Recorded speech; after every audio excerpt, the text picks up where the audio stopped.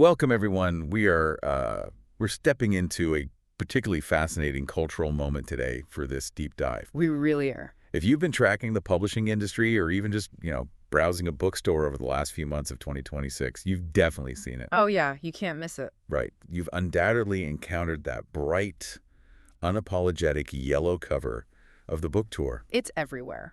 It is the debut novel by Emily Ohanjanians, and it has practically dominated the cultural conversation since it dropped. Completely dominated. We're looking at a title that arrived armed with the kind of advanced praise that most authors spend decades chasing.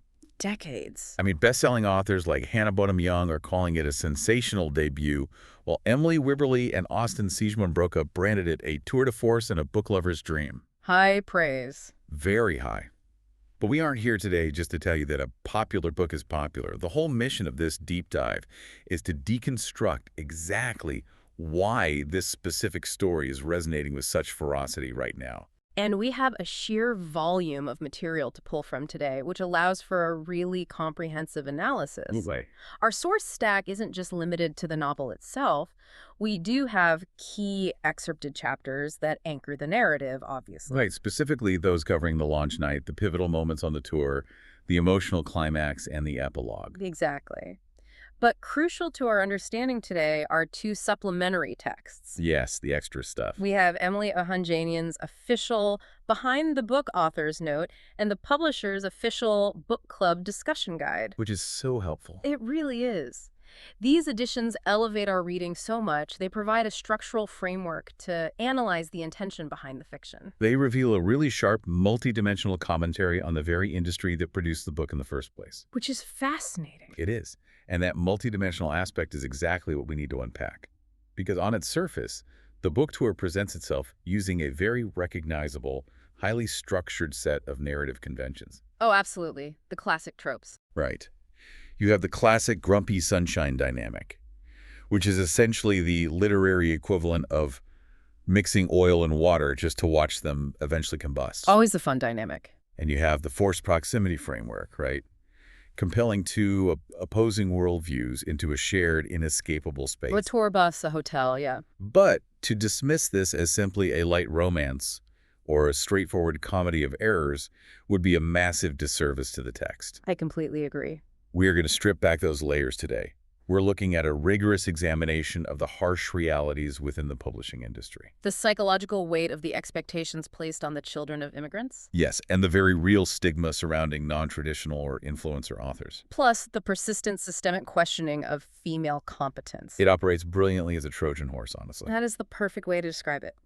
Ohanjanians uses the accessible, engaging framework of a romantic comedy to deliver a rather biting sociocultural analysis. She really does. The book asks foundational questions about the legibility of success, like who gets to define what a real author is? Exactly. Why do we, as a culture, instinctively devalue media consumed primarily by women or marginalized groups? It forces us to look at the gatekeeping mechanisms of traditional publishing, not just as background scenery, but as active antagonists in the protagonist's life. Which brings us to the protagonist herself. Yes, let's bring Ana Movilian into focus, because she is a remarkably compelling character study. She really is. She doesn't fit that traditional mold of a plucky, naive heroine stumbling into success. Not at all. Yeah. Ana is highly educated, intensely driven, and already a massive success before page one. Right. She is a former Harvard Medical School student. Who made the radical decision to walk away right in the middle of her residency. Which is huge. She traded the universally recognized prestige of a medical career to build her own digital brand and podcast. Appropriately titled, So Proud of You. Yes. And this leap of faith paid off in quantifiable metrics for her. She has cultivated an audience of 4 million followers. 4 million. That's massive. So as our story begins, she's on the precipice of launching her debut nonfiction book based on that brand. Yet despite this mountain of empirical success, the resistance she faces is immediate and suffocating. It really is. The opening line of the novel actually acts as a thesis statement for her entire existence. Oh, I love that line. Ana states, capable women are both overestimated and underestimated all our lives. It's such a profound observation about the paradoxical nature of female ambition in the modern workplace. The text elaborates on this beautifully, detailing how a woman's competence is frequently weaponized against her. She's expected to handle everything flawlessly without support. while simultaneously being called into question by colleagues who feel the need to explain her own expertise back to her. Exactly. And Anna is hyper-aware of this dynamic. She knows that stepping out of the respected, traditional bounds of medicine and into the digital space makes her a target. The cultural tension between traditional authority and modern digital influence is palpable from the jump. Very much so. Anna recognizes the inherent bias against her new career path. She notes the prevailing attitude of the literary establishment toward people like her, summarizing it as, "Why are podcasters publishing books? Stay in your lane." She knows the knives are out. And they don't just stay hidden, they are thrust into the spotlight on the very day her book launches. She gets a push notification linking to a review from a highly regarded publication called LitCrit. And that review is brutal. It's nothing short of a character assassination. The LitCrit review is a masterclass in the language of institutional gatekeeping. It's vital to look closely at the specific rhetoric the reviewer employs there. Right, because they don't merely critique the prose or the structure of Anna's book. No, they attack the socioeconomic trends of modern publishing itself, complaining bitterly that major houses are favoring influencers over real writers. The reviewer then relies on deeply gendered and classist stereotypes, lumping Anna's work in with Midwestern moms creating Tex-Mex recipes. And frat bro traveloguers. Exactly. They ultimately dismiss her entire deeply researched, emotionally resonant book as an unnecessary fluff piece. The rhetoric there is so deliberately dismissive. By comparing her work on mental health and self-championing to a casual recipe blog or a party-heavy travel diary, the reviewer strips away her Harvard education. And her research. Her fundamental intent to help people. It is an outright refusal to engage with the material on its own terms. Imagine the psychological toll of reading that on the morning your life's work hits the shelves. You spent 2 years agonizing over a manuscript, drawing on a rigorous academic background, and the establishment simply looks at your follower count and decides you are frivolous. Which brings us to a crucial sociological question that the book raises. Why is self-help or content driven by a digital influencer, particularly a female influencer, so reflexively categorized as fluff? Right. The establishment's logic seems to be that because the medium of delivery is a smartphone or a social media feed, the message itself must lack intellectual rigor. Whereas medicine, Anna's former field, is entirely legible to society. Exactly. It's institutional, it's historically revered, its value is unquestioned. But talking to millions of lonely, struggling people about their emotional health through a digital platform, that disrupts the traditional hierarchy of knowledge dissemination. Anna observes in the text that her work touches a deep chord, offering a sense of community to people who feel invisible. Yet the traditional critics look past the utility of the work and judge only its packaging. And that tension isn't just an abstract concept floating in the ether of internet reviews. It's personified right inside Anna's own publishing house through the character of Ryan Grant. Stormcloud. Yes, Ryan is the director of publicity at Wordsworth Press. To Anna and her cousin, he is simply known as the Stormcloud. Ryan is the embodiment of highbrow literary seriousness. He really is. He built his career promoting what he categorizes as important works. Think Pulitzer Prize-winning journalists, sweeping political biographies, dense historical texts. So when Anna's proposal first came across his desk, he actively tried to block it. Yes. His critique was that she was the brand, and readers would be disappointed not to see her face in the actual pages. Ryan's initial reaction is fascinating because it highlights a fundamental misunderstanding of the parasocial relationships built in the digital age. Exactly. He assumes Anna's audience only values her image, completely missing that her audience values her empathy and her perspective. Ryan represents the very establishment that the LitCrit magazine is defending. And Anna reasonably assumes that a man like Ryan, who is likely moved through the world, having his intelligence and capability constantly affirmed by traditional institutions, could never possibly relate to a book about finding an inner champion. Especially when you've never had external validation. In Anna's mind, Ryan is the enemy. But we do have to consider Anna's reliability as a narrator here. That's a great point. Is Ryan genuinely as malicious and snobbish as Anna perceived him to be? Or is Anna's own imposter syndrome coloring her view of him? She is hyper-vigilant. Constantly waiting for the other shoe to drop, so it makes total sense that she would view his stoicism as judgment. And the narrative forces this issue immediately. Due to a sudden, unexpected staffing change, Anna's beloved, supportive publicist Meredith leaves the company. Which is a disaster for Ana. The corporate structure dictates that Ryan, the director himself, must step in to manage Anna's high-stakes, multi-city book tour. The author expertly utilizes the structural demands of the publishing industry to force these two opposing forces together. It's brilliant. This isn't a contrived scenario. It's a very real logistical nightmare for an author. Ana feels that her entire future, the validation of her radical career change, hinges on this tour being a flawless success. And the person handed the reins to this delicate operation is the very man she believes views her work as a symptom of cultural decline. It layers incredible professional anxiety over the developing personal dynamic. And that professional anxiety doesn't exist in a vacuum. To understand why Ana is wound so incredibly tight, why a single bad review or a stern look from Ryan feels like a life or death threat to her, we have to examine the foundation she is building on. Which is the second major thematic pillar of this text. Yes, the exploration of family expectations and the specific pressures of the immigrant experience. Ana is a second-generation Armenian American.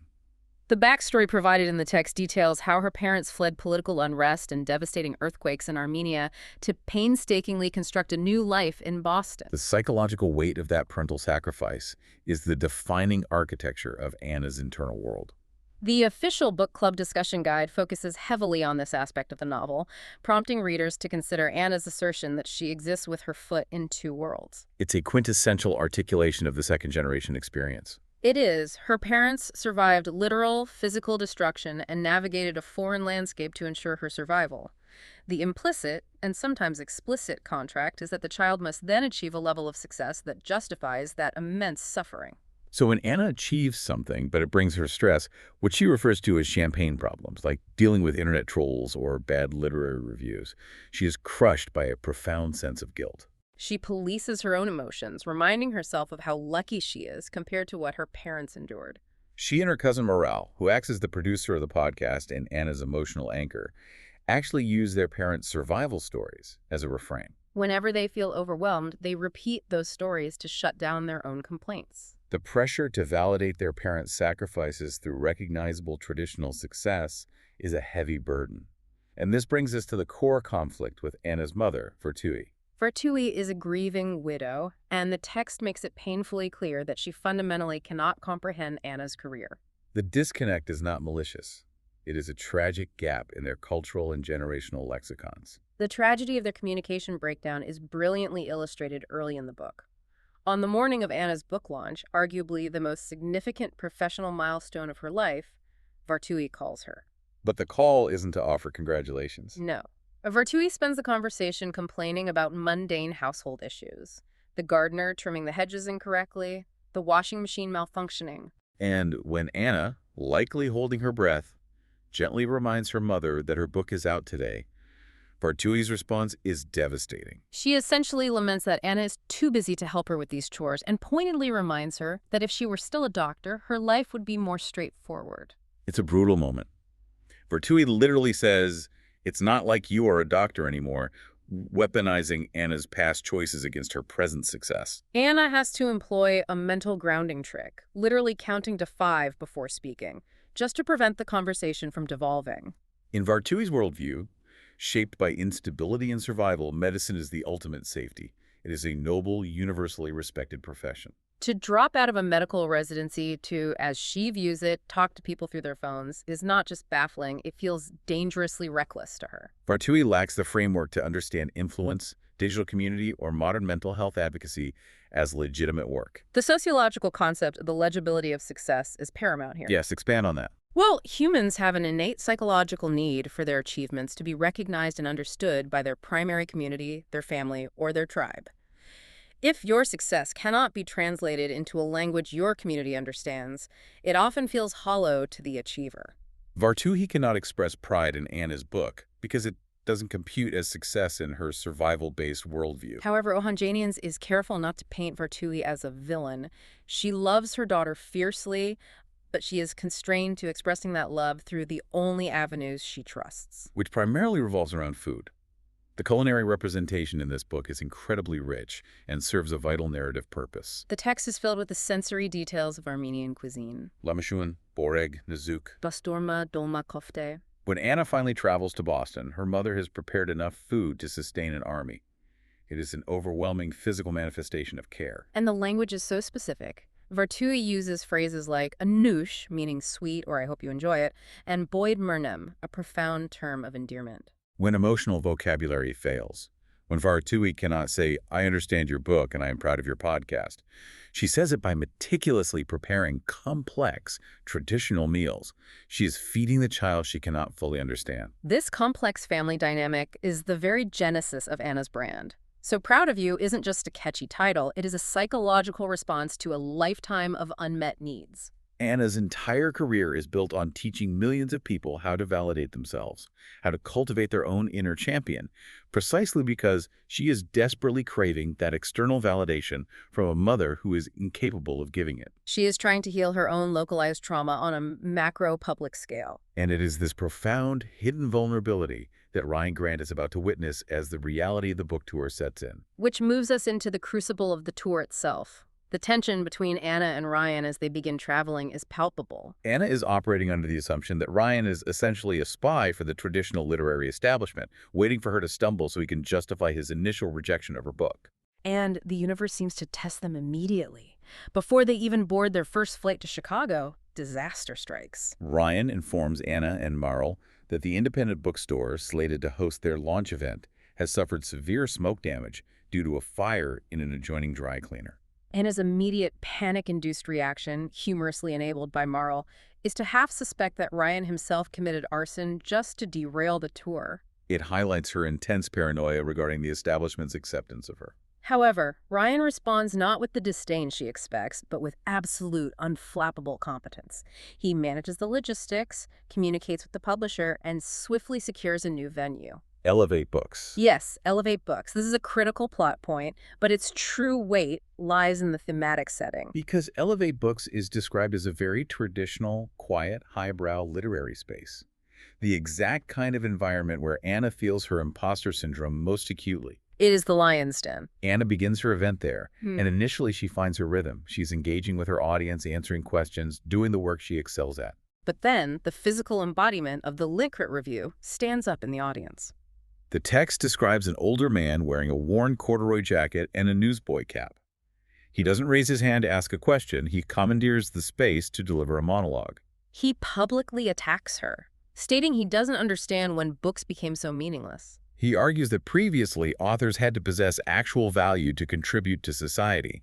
But now, any pretty face can post videos and get paid to pollute fine bookshops. It is a direct public assault on her right to exist in a literary space. The man is weaponizing the exact same prejudices as the professional reviewers and, to a degree, the unintentional dismissiveness of her own mother. He is reducing her education, her empathy, and her massive audience to nothing more than a pretty face. For Ana, who has built an empire on projecting confidence and teaching others to do the same, this moment is paralyzing.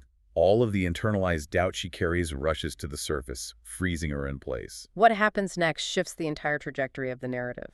Before Ana can pull herself together to defend her work, Ryan takes the microphone. The stoic, highbrow publicist steps in to shield her. But he doesn't just ask the man to leave, he dismantles the man's argument. He cites the hundreds of positive reviews from everyday readers that are already flooding in. He articulates the core mission of Ana's book better than she could in that moment, arguing that making people feel less alone and empowering them to take control of their emotional lives is the very definition of literary value. He looks at this symbol of the old guard and says, if that doesn't matter, I don't know what does. Let's analyze the power dynamics of this intervention, because the discussion guide actually asks readers to reflect on why Ryan's defense impacts Ana so deeply. Does Ana, a fiercely independent and successful woman, need a man to save her? The text suggests something more nuanced. Ana doesn't necessarily need Ryan as a man to protect her. She needs Ryan as the avatar of the literary establishment to validate her. When Ryan, a man who built his career promoting historians and Pulitzer winners, publicly aligns himself with her work, he bridges the gap between traditional prestige and modern influence. He is offering her the institutional acceptance she has been craving, effectively telling her that her work is not frivolous. That validation completely rewrites their dynamic. Later that evening, the physical and emotional boundaries begin to dissolve. They are sharing a drink in Anna's hotel room, a classic romance trope that the author grounds in deep emotional intimacy. Ryan admits a crucial truth. He was wrong about her proposal. He confesses that reading her manuscript actually challenged him, that the message of finding an inner champion spoke to him on a personal level. For Anna, hearing the storm cloud admit that her emotional vulnerability helped him is a revelation. The relief she feels is immense. This vulnerability is the catalyst for their romantic relationship. They transition from perceived adversaries to co-conspirators against the rigors of the tour. Ryan becomes a safe harbor. In Anna's daily life, she is the emotional anchor for 4 million followers. She manages her cousin's livelihood, and she constantly navigates her mother's grief. She is always in charge. Ryan offers her the rare opportunity to relinquish control. He handles the logistics, he defends her honor, and he proves himself to be a deeply caring partner. The emotional intimacy precedes and enhances the physical intimacy. Which makes the inevitable crash so much more devastating. The narrative moves toward its climax by giving Anna exactly what she thought she wanted. The book officially hits the New York Times bestseller list. In the publishing world, this is the ultimate metric of traditional success. It is the pinnacle. Her publisher's ecstatic, her phone is melting down with notifications. But this massive triumph, the moment that is supposed to validate every sacrifice and silence every critic, coincides with a series of absolute catastrophes. The juxtaposition is intentional and jarring. First, the professional facade cracks. The text reveals that Anna's ultimate goal wasn't just the book. She had been banking heavily on a television adaptation in Los Angeles. She had a pivotal meeting scheduled with a major Hollywood executive. But on the heels of hitting the bestseller list, her agent calls to cancel the trip. The Hollywood executives passed. The agent cites the fickle nature of the industry, suggesting Anna's internet fame is too fresh to translate to traditional television. Why does a wildly successful author and podcaster care so deeply about a TV deal? It feels like moving backward. But the text explains this through the lens of family expectation. This leads directly into the emotional core of the novel, the hometown event in Boston. Anna returns to her roots, and surprisingly, her mother, Vartui, actually attends the signing. Vartui puts on her best houndstooth jacket. She makes an effort to enter Anna's world. Anna is incredibly moved, hoping that seeing the massive crowd, the tangible proof of her success, will finally bridge the gap between them. But the physical reality of the event only widens the chasm. Vartui looks at the hundreds of people lined up and doesn't see a community of readers. She sees a logistical nightmare. She complains that the store is too crowded, entirely missing the profound reality that these people are there specifically for her daughter. And then comes the emotional kill shot. In front of Ryan and Marl, Vartui dismisses the complexities of Anna's digital career, stating that if Anna had just remained a doctor, she wouldn't have to advertise herself. She implies that a doctor provides something essential, whereas an author simply demands attention. It is agonizing to witness. Even Ryan tries to intervene again, attempting to explain to Vartui that Anna is providing solidarity and vital emotional tools to her readers. But Vartui's face remains blank. She has zero frame of reference for the vocabulary of modern self-care. And this is where the heartbreak of the canceled TV deal truly lands. Anna didn't want a TV show for vanity or money. She notes earlier in the text that her mother idolizes figures like Oprah and Drew Barrymore. Television is a universally understood, traditional medium. It is legible to a grieving immigrant mother in a way a podcast or a social media feed will never be. Anna's desperate pursuit of the Los Angeles television deal was an elaborate, painful attempt to package her career into a format her mother could respect. She was willing to alter the entire blueprint of her life, uprooting herself to LA, simply to translate her worth into a language her mother spoke. When the Hollywood deal dies, and her mother stands in a room full of Anna's fans and still wishes she was a doctor, the illusion shatters. Anna realizes that no amount of external validation, not millions of followers, not the New York Times list, can force someone to understand you if they lack the capacity to see you as you are. The fallout from this realization is swift and total. The tour comes to an abrupt end. The professional boundaries Anna and Ryan crossed come back to haunt them. They are caught on camera together in a hotel hallway, and Ryan is immediately called back to the publisher's headquarters in New York to face a disciplinary hearing. His career is suddenly in jeopardy. And if losing her partner isn't enough, Marl drops a completely unexpected bombshell on Ana. Marl, who has been Anna's steadfast shadow and producer, reveals that she is not joining Anna in the hypothetical move to Los Angeles. She has secretly accepted a traditional engineering job at a consulting firm in Boston. Marl gently but firmly points out a reality Anna has been blind to. Anna is the only one pushing for this grand, legible life in LA. Marl tells her, "What you want matters, Ana. What you feel matters. Your mom doesn't think so, but it does." Marl's decision to stay behind is an act of loving defiance. She is forcing Anna to stop living defensively. Ana is left in a void. The tour is over. Ryan is facing the corporate firing squad. Marl is staying in Boston. The TV show is dead. And her mother's approval remains eternally out of reach. She has achieved massive global success, and yet she has never been more isolated. She has to finally confront the core question her own book asks of its readers. What do you actually want when you stop trying to please everyone else? The resolution of the novel hinges on Ana reclaiming her own narrative. Stripped of the protective layers of her family's expectations and the false promise of Hollywood validation, she makes a series of autonomous, grounding choices.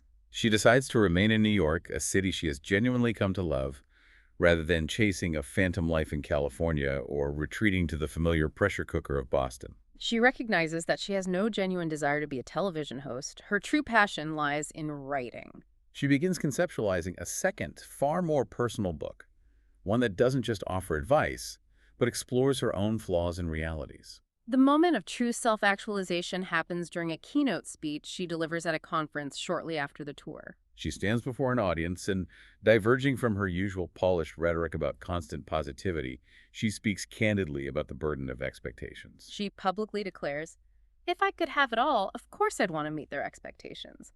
But if that means veering off the path to my own happiness, I'm not willing to do that, even if that means disappointing them." It is a radical acceptance of the fact that she cannot control how her mother, or the literary establishment, views her. She can only control her own pursuit of fulfillment. She is finally practicing what she preaches. She becomes her own inner champion. This thematic resolution is beautifully mirrored in the narrative's epilogue, which jumps forward 2 years. The epilogue serves not just as a romantic wrap-up, but as a final commentary on the rigid categories the characters started in. The 2-year time jump is so incredibly satisfying. We find Ana and Ryan living together in New York, but their professional lives have undergone a massive, brilliant role reversal. Ryan did not stay in the corporate hierarchy of Woodsworth Press. He actually quit his job as the gatekeeping publicist. And what is he doing? He is a debut author himself, preparing to publish a highly anticipated multiverse love story. He is writing romance. It is the perfect dismantling of the literary snobbery introduced in the first chapter. The man who scoffed at influencer self-help and championed dense political histories found his own creative voice in commercial romantic fiction. He stepped out from behind the desk of the establishment to participate in a genre historically dominated and consumed by women. Meanwhile, Ana, who spent the entire book anxiously managing everyone's emotions and hyper-fixating on her public image, is comfortably working from home in sweatpants. Preparing her second book, while Ryan makes her his famous homemade pancakes. They have both shed the restrictive identities they wore at the beginning of the tour. It is a fiercely earned happy ending. But to fully appreciate the depth of this text, we have to look at the final piece of our source material. Emily Ohanjanians' behind the book author's note. Right. This isn't just a standard thank you to her agent. It provides a meta layer that recontextualizes the entire novel. Ohanjanians reveals that before writing the book tour, she spent 15 years working as a professional editor within the traditional publishing industry. That biographical detail is the key that unlocks the text's authenticity. When we read the visceral descriptions of the grueling tour logistics, the soul-crushing marketing meetings where executives debate a book's comparable titles, and the very specific language used by the lit crit reviewer and the man in the corduroy jacket, that is not pure imagination. That is reporting. Ohanjanians is an industry insider pulling back the curtain on the subtle and overt ways traditional publishing gatekeeps culture. She specifically notes in the back of the book that people in the industry used to dismissively call editing a romance job. It was viewed as frivolous women's work compared to the serious business of hard news or history. She states that she actively decided to step out of her comfortable behind-the-scenes role to write a novel that champions women's stories. Specifically choosing the romance genre because it is a space that fundamentally celebrates women, their internal lives, their desires, their professional ambitions, and their right to ultimate happiness. By doing so, Ohanjanians effectively silences the fictional critics she created within her own book. She uses her extensive institutional knowledge to validate the commercial space as a site of genuine empowerment and serious cultural reflection. She proves that a book can deliver a swooning, multiverse-spanning love story or an enemies-to-lovers trope, while simultaneously offering a razor-sharp critique of immigrant guilt and socioeconomic gatekeeping. The two are not mutually exclusive. In fact, the accessible format allows the deeper themes to resonate more powerfully with a wider audience. That is the true magic of the book tour. What presents itself as an entertaining look at a disastrous promotional trip reveals itself to be a profound exploration of identity. We've unpacked the intricate, often painful realities of the immigrant experience, the crushing weight of trying to translate your success for a family that speaks a different cultural language. We've examined the inherent value of non-traditional media and the spaces influencers carve out for mental health advocacy. And we've seen what it takes to stop chasing the approval of institutions and individuals who refuse to understand you. To pull all of these threads together, I want to direct our focus outward, drawing on the themes of Anna's journey to ask a question of her listeners. Let's hear it. Throughout this text, we watched Anna build an empire by teaching millions to champion themselves, while she privately suffered from a desperate need for external validation. Consider the architecture of your own life. Where are you seeking that legibility? Are you, like Anna, attempting to alter your life's blueprint, your career, your geography, your passions, simply to make your success recognizable to someone else, whether that is a parent, a corporate hierarchy, or society at large? What kind of life could you build if you stopped trying to translate your inherent worth into their language and finally started speaking your own? That is exactly the kind of question this book demands you ask yourself. What could you build if you stopped translating your worth? It is a heavy, necessary thought to carry with you. Thank you all for joining us on this deep dive into Emily Ohanjanians' The Book Tour. We hope you take these insights, examine the gatekeepers in your own life, and find the courage to be your own champion. We will catch you next time.